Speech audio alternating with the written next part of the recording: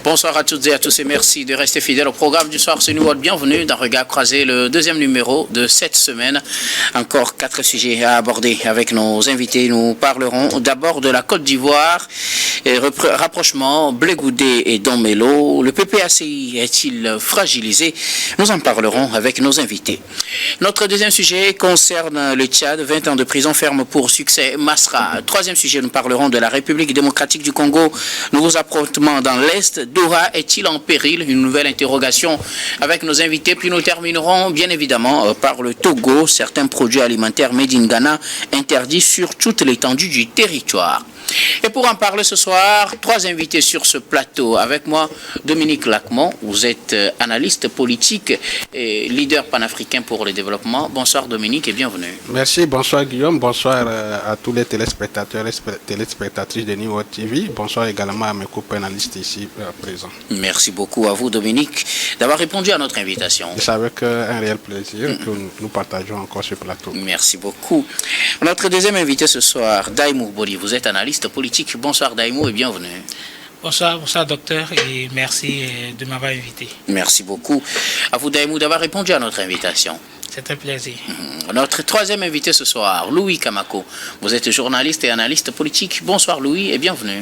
Bonsoir chers confrères, bonsoir mes deux co-débatteurs, bonsoir à tous les téléspectateurs et téléspectatrices de la télévision du Monde Nouveau, New World TV. Merci beaucoup à vous Louis d'avoir répondu à notre invitation. C'est plutôt moi. Avec vous, nous allons aborder notre premier sujet. Nous prenons la direction de la Côte d'Ivoire pour parler de ce rapprochement entre Dombélo et Charles Blé Goudé. Est-ce une occasion de fragilisation plutôt du PPACI? Nous nous interrogeons avec vous, chers invités, les leader politique Dombélo, Awa Dombélo, ex-vice-président du PPACI, puisqu'il a été limogé par Laurent Gbagbo après avoir affiché son ambition de se présenter à l'élection présidentielle de 2025 en Côte d'Ivoire. Il a obtenu plutôt le soutien de Charles Blé Goudé. Les deux hommes veulent unir leurs forces pour recueillir les parrainages nécessaires pour participer à ces élections. Une chute ou bien une occasion de fragilisation de plus pour le PPACI quand on sait que le leader du PPACI, Laurent Gbagbo, n'est pas candidat à ces élections, ou du moins sa candidature n'est pas retenue puisqu'il ne figure pas sur le fichier électoral. Laurent Gbagbo était contre l'idée d'une candidature de Dombélo, mais le voilà qui obtient le soutien de Charles Blé Goudé. Nous en parlons avec vous. Je commence par vous, Daïmou Boli.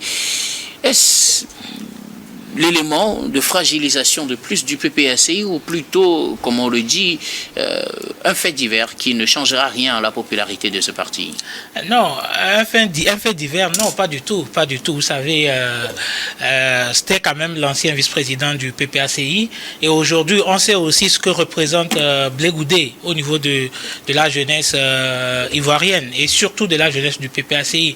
Et donc, si aujourd'hui, cette jeunesse quand même, sachant que le président Gbagbo est en difficulté, n'a pas la possibilité de pouvoir se présenter et trouve peut-être une issue de l'autre côté avec Laurent, avec Dombélo et Blé Goudé. Je pense que cette jeunesse quand même risque de s'ériger derrière ces deux-là et aller aux élections contre le président Ouattara. Mais tout de même, le président Gbagbo demeure la figure la plus connue et la plus vue du PPACI. Il va tout de même garder la plus grande masse de cette jeunesse, mais néanmoins, le parti sera fortement fragilisé et les hostilités seront quand même rudes.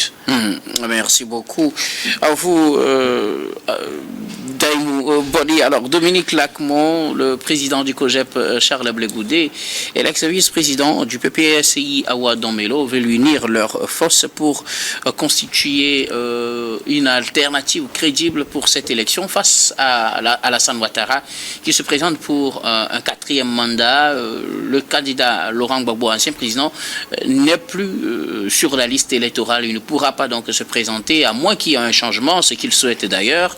Ils sont son vice-président avait souhaité avoir une autre alternative, c'est-à-dire sa candidature qui devrait être portée par le PPACI, ce qui n'était pas du goût de Laurent Gbagbo. Il a limogé. Ce dernier bénéficie finalement du soutien de Charles Blé Goudé du COJEP.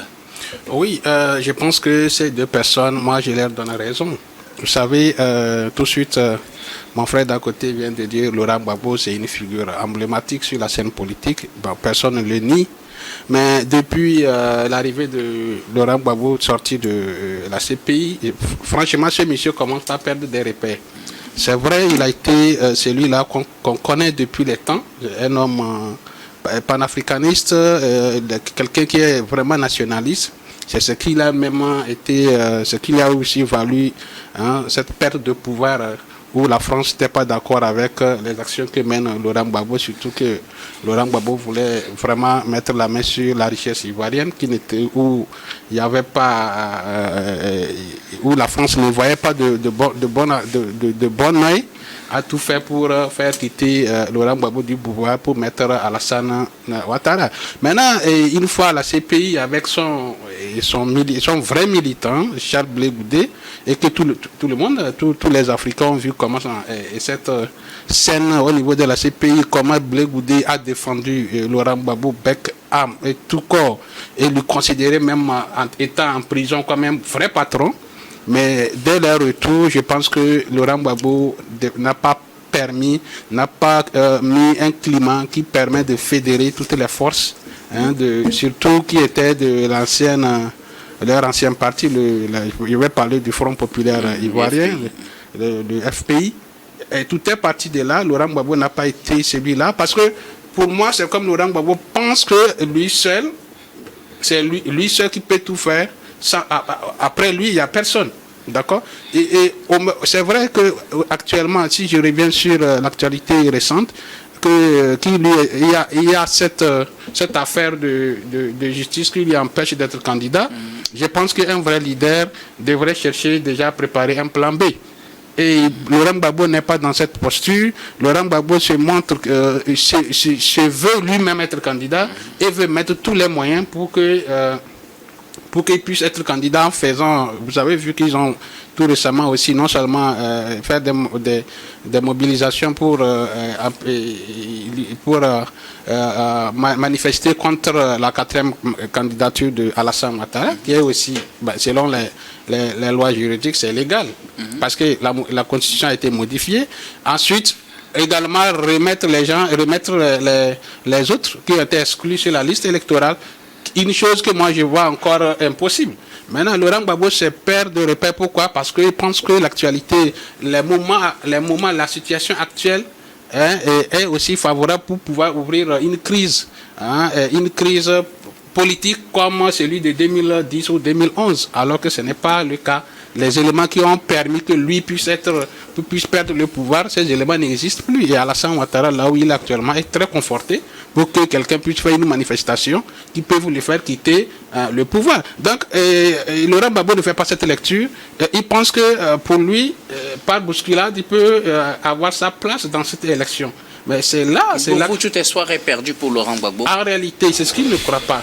D'accord? Moi, j'aurais voulu un Laurent Gbagbo qui va fédérer toutes ces forces-là qui l'ont conduit. C'est vrai qu'il était quelqu'un, tous ceux-là qu'on cite, Charles Blé Goudé, il a été mentor pour Charles Blé Goudé, même pour Don Melo, qui a été son ministre de l'équipement et de l'assainissement, qui a été un militant, qui est porte-parole même de son gouvernement au moment de la crise. Je pense que Laurent Gbagbo devait aussi un peu de respect à ces hommes-là. Il faut avoir un plan B. Mais quand toute ces luttes-là est dirigée pour sa propre personnalité, c'est que pour Laurent Gbagbo, il n'y a personne qui peut lui remplacer. Donc, pour moi, c'est vrai, il a été une personne très importante qui a incarné une lutte panafricaniste. Donc, je pense qu'il faut transmettre cette manière à une autre génération. Mais Laurent Gbagbo ne veut pas passer le témoin, mais c'est vrai que les jeunes que lui-même il a formés puissent sortir de ses ailes pour créer autre chose. C'est ce qui a donné cette coalition, ce rapprochement entre. Il avait déjà perdu Charles Blé Goudé à la sortie de la CPI.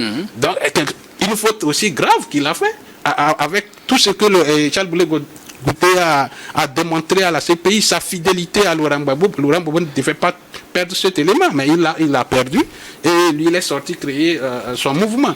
Aujourd'hui, il perd encore un autre, son ancien porte-parole du gouvernement. Je pense que tout ça là, ça va à son désavantage. Je pense que Laurent Gbagbo devait revoir les choses, mais s'il va persister, c'est que c'est son parti et son image qui en périsse. Il risque de sortir par la petite porte au lieu de fédérer les forces pour lutter contre le 4e mandat d'Alassane Ouattara dans les urnes. Merci beaucoup à vous, Dominique Lacmon, Louis Kamako, Charles Blé Goudé et Don Melo font un duo pour trouver une alternative crédible face à la candidature d'Alassane Ouattara.